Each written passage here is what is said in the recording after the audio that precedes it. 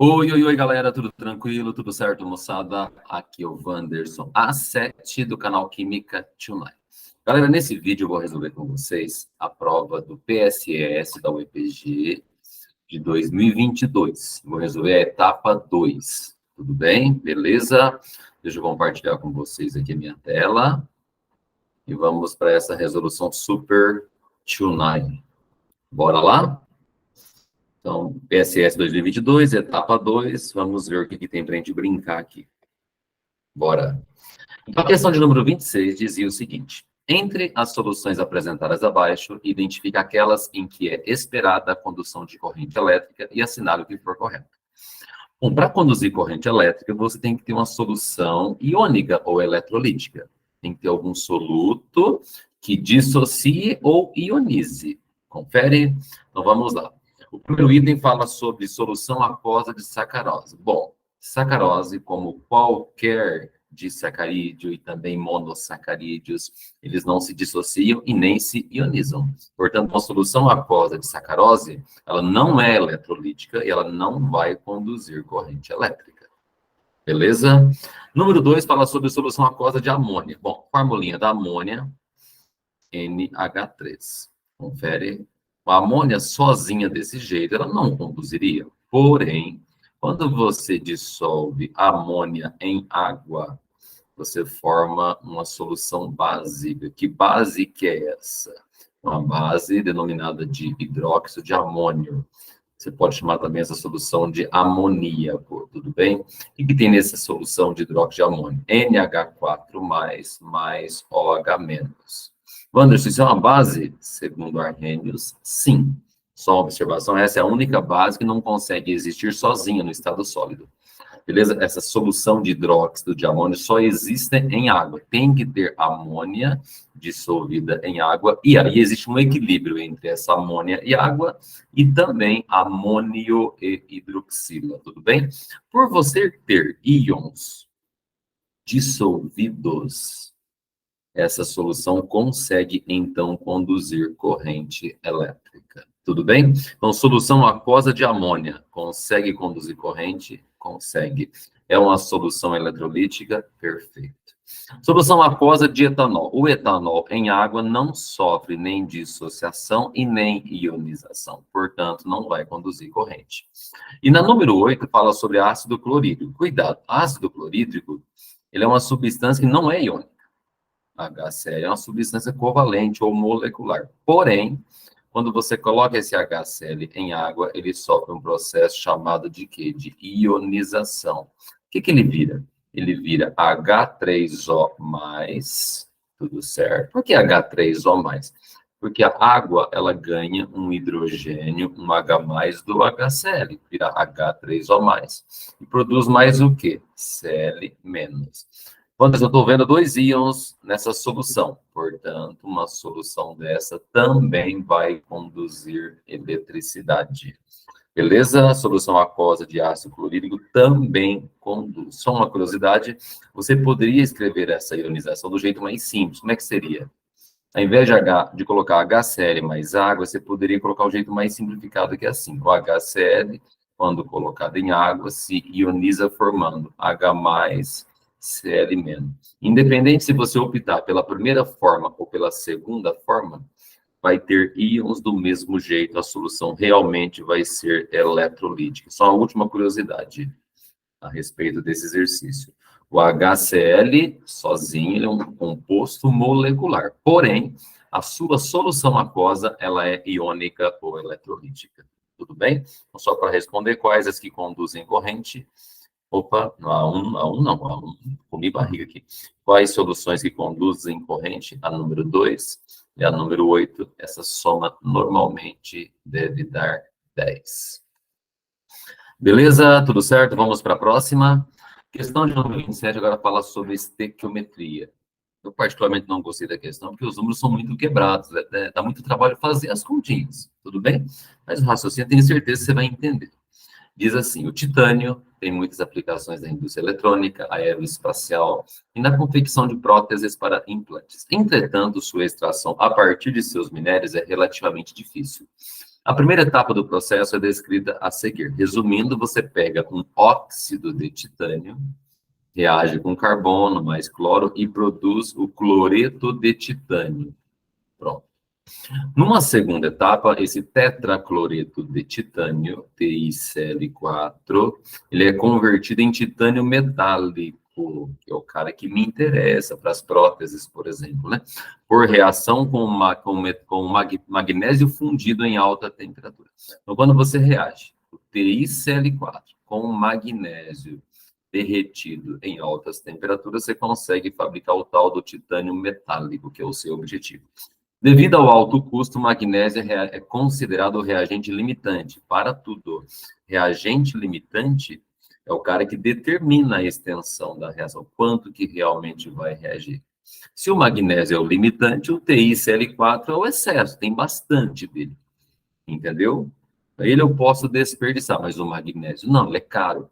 Então, ele é o meu limitante.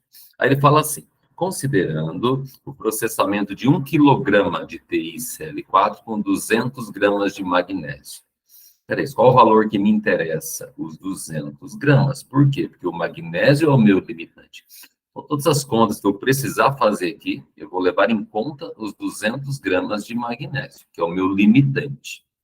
Eu não sei se esse 1 quilograma de TiCl4 vai reagir. Por quê? Se o magnésio é o limitante, automaticamente o TiCl4 é o excesso. Não pode ser que ele nem reaja tudo, mas foco nos 200.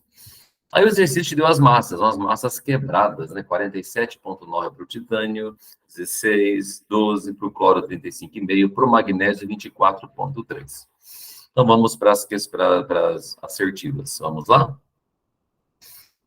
Primeira perguntinha. A massa do titânio metálico produzida era de aproximadamente 127 gramas. Então, o que eu vou ter que fazer aqui?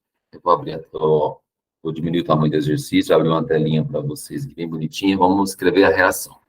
A reação que o exercício deu é isso aqui. Você parte do TiCl4, confere, com quem que ele reage? Com 2 mols de magnésio. Essa é aquela segunda reação que estava lá no seu exercício, tá? 2 mols de magnésio metálico, líquido, né, derretido e tal. O que você produz? Titânio metálico, que é o que te interessa, confere. E você produz o que ainda? 2 mols de cloreto de magnésio. Essa é a reação que está lá na segunda etapa, se você quiser conferir. Pronto. Proporção é 1 mol de TiCl4 para 2 de magnésio, para 1 de titânio, para 2 de MgCl2. Tudo bem? Bom, ele te deu as massas molares.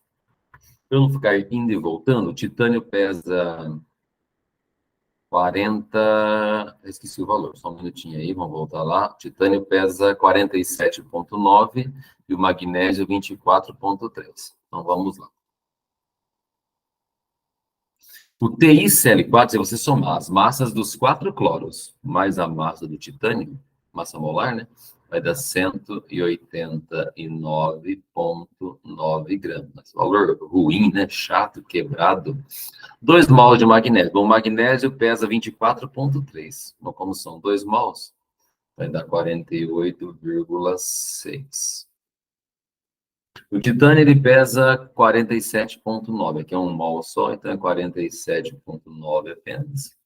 2 mols de MgCl2, se você somar as massas do magnésio, do cloro, vai dar 95,3. Como são 2 mols, 190,6 gramas. Então, a receitinha de bolo está aí. 189 para 48,6, para 47,9, para 190,6. Tudo bem? Vamos para a primeira perguntinha. A massa do titânio metálico produzida é de aproximadamente 197 gramas. Bom, quem manda no processo é o limitante. Lembra que eu falei? Quem que é o limitante? O magnésio. Tudo bem? Então, as contas que eu vou fazer são com base no magnésio. Ele pergunta a massa do titânio metálico. Quer dizer, quem que me interessa nessa primeira pergunta? O titânio metálico e automaticamente meu reagente limitante. Qual que é a receitinha de bolo entre eles, professor? 48,6 de magnésio para 47,9 de titânio. Percebe que quase valor igual. Como ele pede o valorzinho, vou fazer a continha.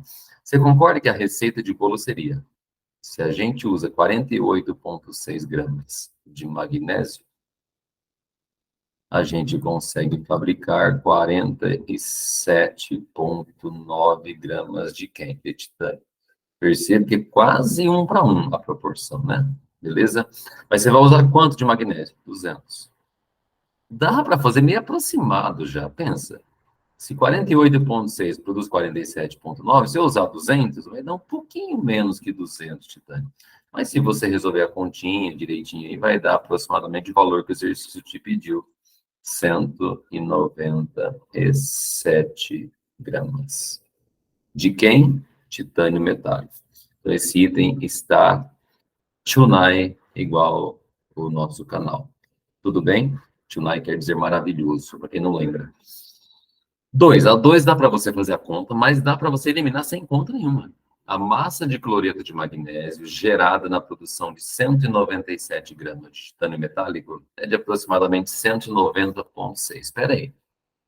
Você consegue obter 190,6 quando você fabrica 47,9 de titânio. Se você fabricar 47,9 de titânio, você obtém como um resíduo 190,6 de cloreto de magnésio. Mas, se você fabricar 197 de titânio, você não vai obter só 190,6 de cloreto de magnésio. Portanto, já está incorreto. Beleza? Tudo bem? Número 4. O número de mols de cloreto de titânio que sobra, por que sobra? Porque ele é o reagente em excesso. É de aproximadamente 1,15 mols. Como é que eu vou descobrir isso, Wanderson? Vamos lá, deixa eu trocar a corzinha aqui. Ele está perguntando a massa de número de mols do cloreto de titânio. Então, agora, quem é que me interessa? Deixa eu até trocar de cor. Destaque aqui, só um minutinho. Quem é que me interessa agora?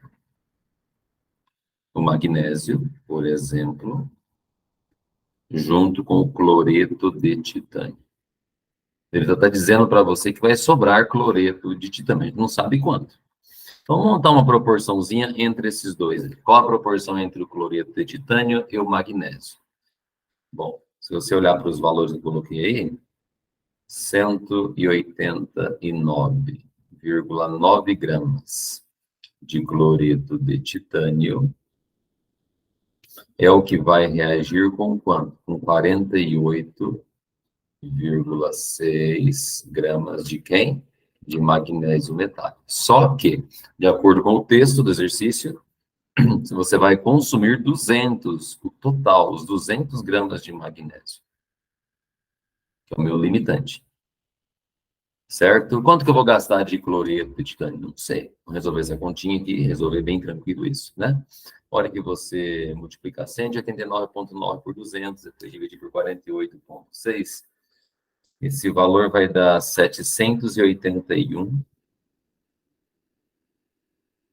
Depois você confere a conta para mim, hein? 781,5 gramas de quem? Cloreto de titânio. Mas eu tinha 1 quilo. Verdade, então vai ter uma sobra. Pensa bem. Eu tinha 1 quilograma, 1.000 gramas disponível. Quanto que eu vou gastar? Apenas 781,5. Então vai ter uma sobra. Concorda? Vai ter uma sobra de quanto? Uma sobra de... vamos fazer conta, 218, a diferença, né? Vai dar 218,5. O que é isso? Gramas. Mas ele não perguntou em gramas. Perguntou quanto que essa sobra em mols. Como que você aprendeu a converter de gramas para mol? Um jeito muito prático é você dividir pela massa molar. E se você dividir pela massa molar dele, que é 189, ó, dividir pela massa molar, que é 189,9, sabe quanto vai dar isso? Aproximadamente 1,15. 1,15 o quê? Mol. Então, você não vai consumir todo o cloreto de titânio, não. Vai ter uma sobra de quanto? De 1,15 mol. Portanto, o item 4, ele está Tunai Everbody também. Tudo bem? 08. São necessárias aproximadamente 256 gramas de magnésio para transformar toda a massa de 1 quilo de TiO4 em titânio metálico. Peraí, nós não temos 256, temos só 200. Tá, mas se eu quisesse reagir todo aquele 1 quilo de cloreto de titânio, tem como? Precisaria de mais magnésio, é isso que ele quer saber. E você pode começar essa conta do mesmo jeito. Vamos lá, qual é a proporção entre os dois? Se a gente utiliza 189,9 gramas de cloreto de titânio, a gente precisa de 48,6 gramas de quem? Do magnésio metálico. Só que agora a pergunta mudou um pouquinho. Ele está querendo que você reaja 1 quilograma de cloreto de titânio. Então, eu vou precisar de mais magnésio que eu tenho. Confere quanto? X. A hora que você resolver essa continha aqui, pode aproximar, vai dar 255 uns quebradinhos, aproximadamente 256 gramas de magnésio. Mas como eu só tenho 200, a reação não vai se processar consumindo 1 quilo de cloreto de titânio. Essa é só uma hipótese, né? São necessárias 256 gramas de magnésio metálico para reagir com aquele 1 quilograma de cloreto de titânio. Perfeito. Então, item 8 também está XDB. Para quem não lembrava, XDB quer dizer show de bola. 8 mais 4 mais 1, até ontem era igual a 13. Beleza? Esse deu um pouquinho mais de trabalho. Dá para fazer alguns itens meio por aproximação, mas aqui eu quis fazer a conta inteirinha e tudo mais. Tomara que você tenha entendido. Bora, Bill, vamos lá? Esse é o número 28 que fala sobre termoquímica agora.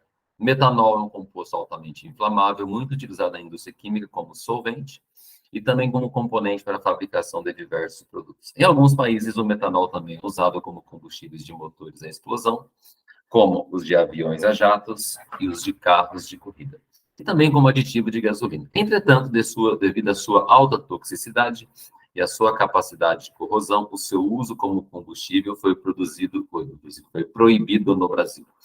A reação de combustão de 1 mol de metanol em condições padrão libera 726,1 kJ.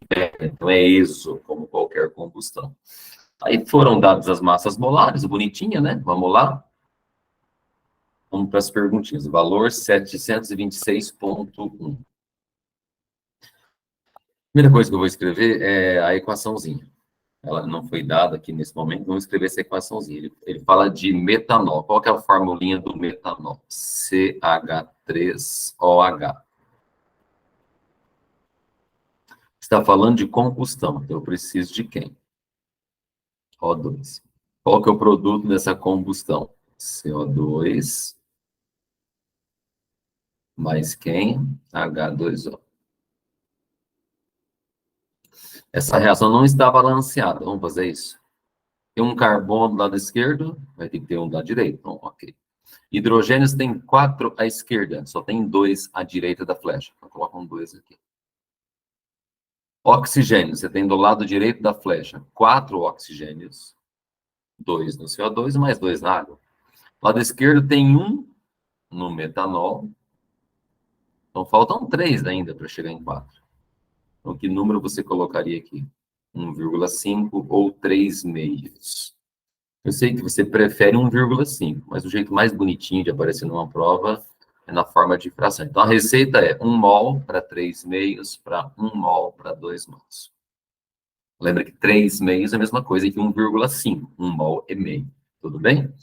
Voltando, a combustão de 64 gramas de metanol produzirá gás carbônico suficiente para ocupar um volume aproximado de 22,4 litros quando esse gás estiver na CNTP. Peraí, ele está falando do metanol e está falando do CO2, então o resto não te interessa.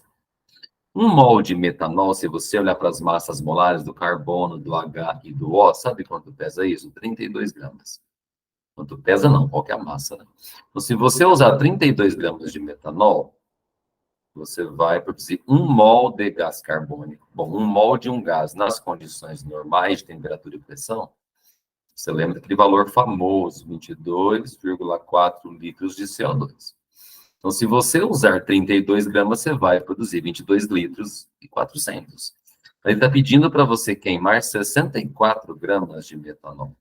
Não é, professor? 64 é o dobro de 32. Então, o x que você está procurando aqui, eu acredito que ele vai ser o dobro de 22,4. Quanto que vai dar? 44,8 litros de CO2. Então, o primeiro item está incorreto. O volume vai ser de 44,8 e não 22,4. Número 2 é um presente, né? Para ninguém errar. A combustão do metanol é um processo endo. Qualquer combustão é um processo que exotérmico. Esquece.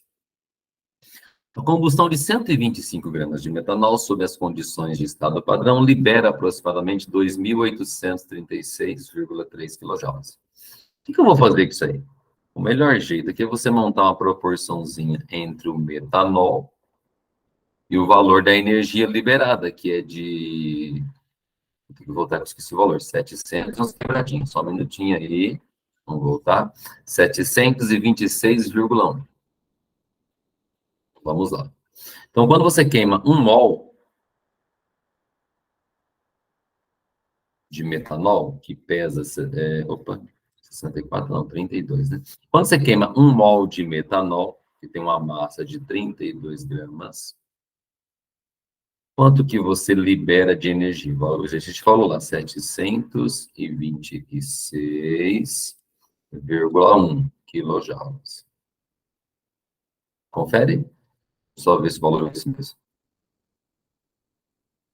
Isso, 726,1.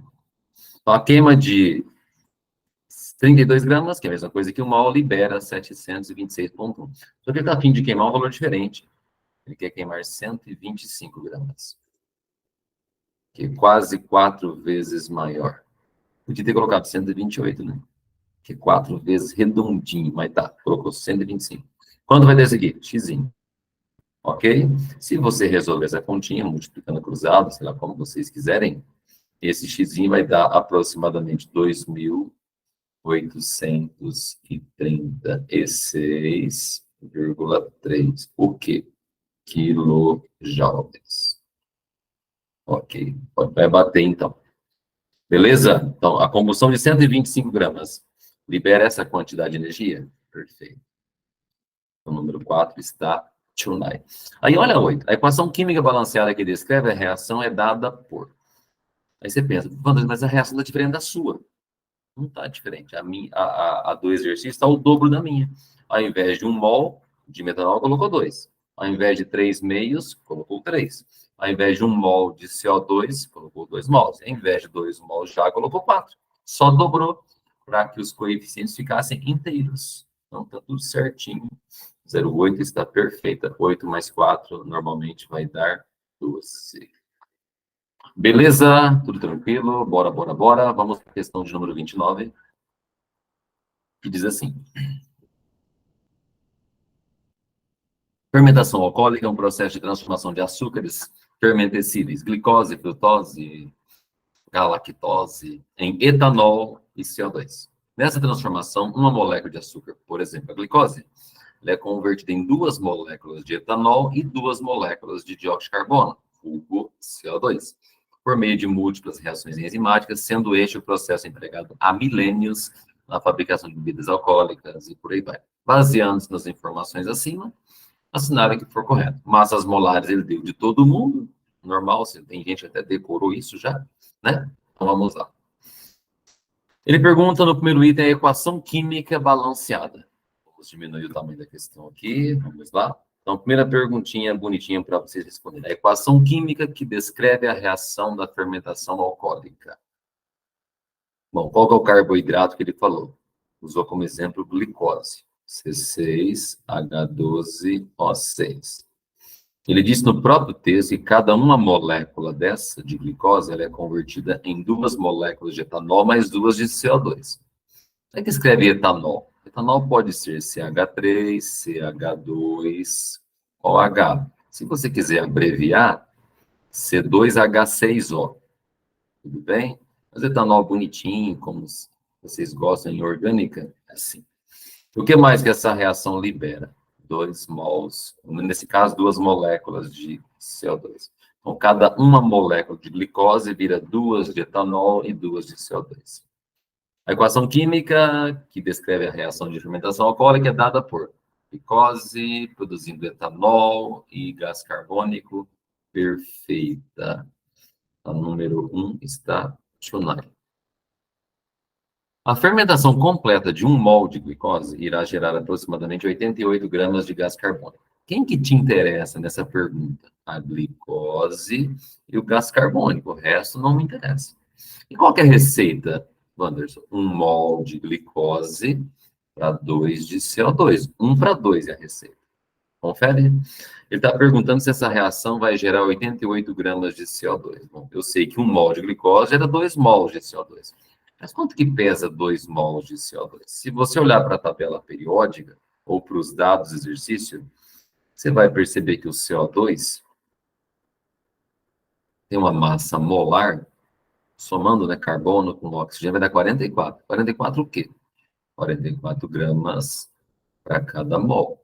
Se 1 mol pesa 44, eu acho que 2 mols, que é o que está produzindo aqui, vai ter uma massa de 88 gramas. Então, esse item, opa, vou colocar na cor vermelha aqui, vou colocar vermelho para você ver melhor. Ó, pronto, perfeito esse item. Beleza? 04. A fermentação completa de 1 mol de glicose irá gerar na CNTP 44,8 litros de CO2. Bom, de acordo com a equação, 1 mol de glicose produz 2 mols de CO2. E você sabe que o volume molar de um gás nas condições normais é o 22,4, confere. Mas aqui são 2 mols. Se você fizer 2 vezes 22,4 litros, quanto que deve dar isso? 44,8 litros de CO2. Portanto, o item 4 também está show de bola. Beleza? Para gerar cerca de 46 gramas de etanol, mudou um pouquinho a pergunta agora. Deixa eu apagar aqui algumas informações. Para gerar 46 gramas de etanol, o processo de fermentação deve consumir aproximadamente 90 gramas de glicose. Bom, qual que é a receita entre a glicose e o etanol? Ah, Wanderson, em mols é 1 para 2. Se você fizer a continha para a massa molar da glicose, C6H12, você sabe quanto que vai dar? 180 gramas. Lembra que as massas foram dadas todas, né? Então, se você utilizar 180 gramas de glicose, escrever GLI, para ser mais rápido, tá? Você vai pôr 2 mols de etanol. Mas quanto que pesa 2 mols de etanol? Se você fizer a continha C2H6O, pegar as massas da tabela, 1 mol pesa 46. Então, 2 mols teria massa de 92 gramas. Então, a receita de bolo é, se você usar 180 de glicose, você produz 92 de etanol. Só que o exercício pede um outro valor. Ele quer que você fabrique só 46 gramas de etanol. 46 é metade de 92. Então, o X, eu imagino que vai dar metade de 180, que até ontem dava 90. Então, você utiliza 90 gramas de glicose, caso você queira produzir 46 de etanol. Então, para gerar cerca de 46 de etanol, o processo deve consumir aproximadamente 90 gramas de glicose. Perfeita também essa alternativa.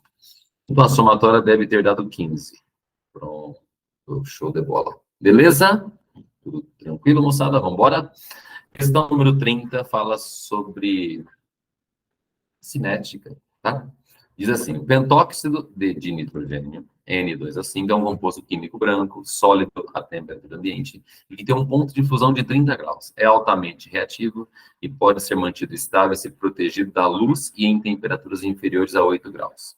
Ao se adicionar N2O5 em um frasco evacuado, vazio, e em temperaturas elevadas, esse elemento torna-se um gás e sofre um processo de decomposição representado pela seguinte equação química. O N2O5, que é o pentóxido, se transforma em NO2 e ainda libera O2. Em um frasco de 1 litro, previamente vazio, evacuado, adicionam-se 16,88 gramas de pentóxido, mantendo-se a temperatura do frasco em 65 graus. Assim, a reação de decomposição do N2O5 ocorre. Aí é uma dica. Após 1 minuto que a reação começou, a concentração é de 0,1496. Após mais 1 minuto, ou seja, 2 minutos após a reação ter começado, já caiu mais um pouquinho para 0,1431. Aí, diante do exposto, assinale o que for correto. Massa molar te deu, arredondada, fica mais fácil. Nitrogênio 14, oxigênio 16 gramas por mol. Vamos lá? Deixa eu diminuir aqui, fica mais fácil. No início da reação, quando o tempo é zero, a concentração inicial do N2O5 é de aproximadamente 0,1563 mol por litro. Peraí. A única informação que ele te deu foi a quantidade em gramas, que era de 16,88. Como é que você converte esses 16,88 para mol? Você sabe que esse 16,88 está dentro, dissolvido em 1 litro. Então, eu tenho que converter para mol para ver quanto que dá em mol por litro. Como que converte grama para mol de maneira rápida? Tem gente que prefere fazer regra de 3, ou você poderia dividir direto pela massa molar. Mas eu não sei qual que é a massa molar de N2O5. N14 cada um, vezes 2, 28. Oxigênio, 16 cada um, vezes 5, 80. Soma total dá 108. A massa molar do N2O5, depois você confere, 108. E se você dividir 16,88 por 108, essa continha dá 0,1563 mol. Mas como está dentro de 1 litro isso, não quer dizer que a concentração vai ser 0,1563 mol por litro, ou mol vezes litro menos 1. Então, no tempo zero, né, antes da reação começar, a concentração era essa. A velocidade após 2 minutos de reação é de aproximadamente 6,6 vezes 10 elevado a menos 3 mols por litro por minuto. Bom, como é que você calcula velocidade quando o exercício te dá as concentrações? Como é que faz isso? Velocidade, você pode fazer o seguinte, é a variação da concentração dividido pela variação de tempo. Lembra muito uma formulinha da física, que é o ΔS por ΔT. Confere? Mas qual que é a variação de concentração entre 0 e 2 minutos? Bom, no tempo zero, a concentração era de 0,1563. Após 2 minutos, ela caiu um pouquinho, só que eu já esqueci o valor. Só um minutinho, galera, vamos voltar um pouquinho. Após 2 minutos, 0,1431.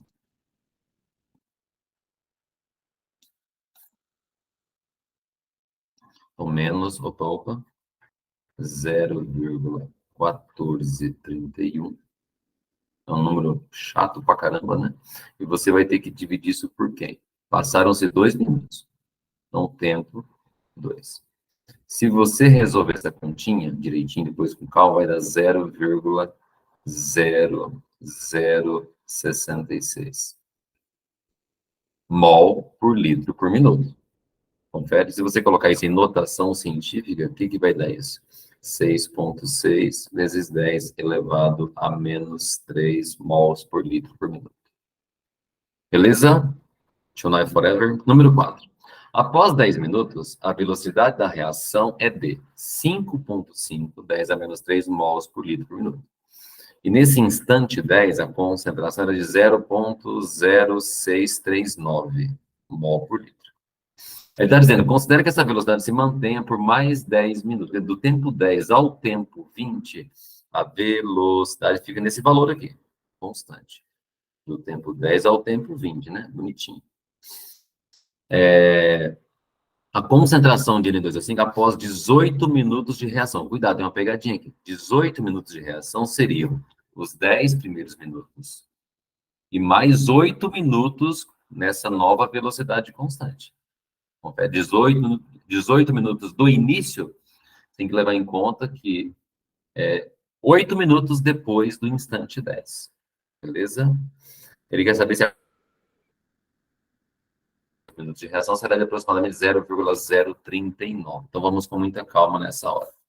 Qual que é a velocidade nesse intervalo de 10 a 20? Está dizendo no exercício aí. 5,5 vezes 10 elevado a menos 3 mol. Isso para cada 1 minuto. Confere. Só que concorda que você vai ter que esperar 8 minutos para chegar no tempo 18. Você estava no tempo 10, vai passar os 10 minutos. Eu quero saber no tempo 18, ou seja, vamos ter que passar mais 8 minutinhos nessa mesma velocidade aí, confere. Então, após 8 minutos,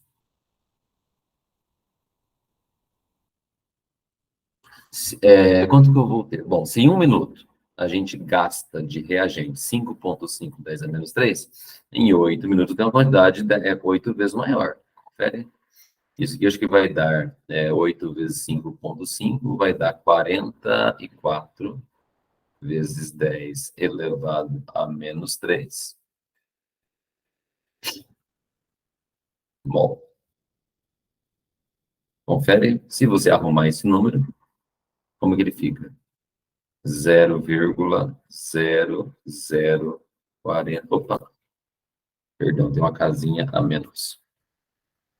0,044. Ok? O que é isso aqui? A quantidade de mols que você vai gastar. Beleza? 0,044 ou 0,0440. Em 8 minutos, você vai consumir 0,0440 mols desse composto maluco aí. Agora, quer saber o seguinte, qual que vai ser a concentração depois desses 8 minutos? Vamos pensar. Quando o tempo era 10, vou até marcar aqui, ó. Quando o tempo era de 10 minutos, qual que era a concentração que você tinha? A concentração era igual a 0,0639 mols por litro. Agora eu estou pensando no tempo 18, ou seja, 8 minutos após os 10 minutos, né? Então, qual que é a nova concentração agora? Acabamos de encontrar, não encontrei ainda não, perdão. A nova concentração é uma continha de menos, tem que fazer. 0,0639 menos quem? 0,0440. Confere, fazer rapidinho essa continha, só um minutinho aqui. 0,0639 menos 0,0440. Essa continha deu 0,0199. Beleza? Então, no tempo 10, você tinha 0,0639, no tempo 18, ou seja, 8 minutos após os 10 minutinhos, né? 0,0199 mol por litro. O valor que está ali tá diferente, 0,0039, então esse item está zoado. Show de bola? Número 8, fala o seguinte, a decomposição do N2O5 é um processo de primeira ordem, com o tempo de meia-vida de 2,35 minutos. O que é tempo de meia-vida? É aquele tempo necessário para que uma quantidade de reagente caia para metade. Beleza? Então, a cada 2,35 minutos, a concentração desse reagente N2O5 cai para metade. Assim, a concentração do N2O5 após 2,35 minutos de reação é de aproximadamente 0,0959. Bom, continha besta você vai fazer. Qual que era a concentração inicial, lá no comecinho? 0,1563. Após 2,35 minutos, essa concentração cai para metade. Então, é só você dividir isso por 2. E essa divisão não vai dar 0,09, mas vou fazer a conta aqui. 0,1563 dividido por 2. Essa continha dá 0,07815. Beleza? Mol por litro. Então, o último item está nada a ver. Esquece. Beleza? Então, 1 mais 2, até ontem dava quanto? Até ontem dava 0,13. Beleza, galera? Tudo tranquilo? A prova meio trabalhosa, números muito chatos, né? Para fazer a continha demora um pouquinho, mas espero muito que você tenha compreendido a resolução dessa prova do PSS. Beleza? Se tiver dúvidas em outras provas, tem no meu canal também resolução de outras provas seriadas, inclusive da UEPG, né? E por aí vai. Beleza? Um grande abraço a todos vocês. Fui.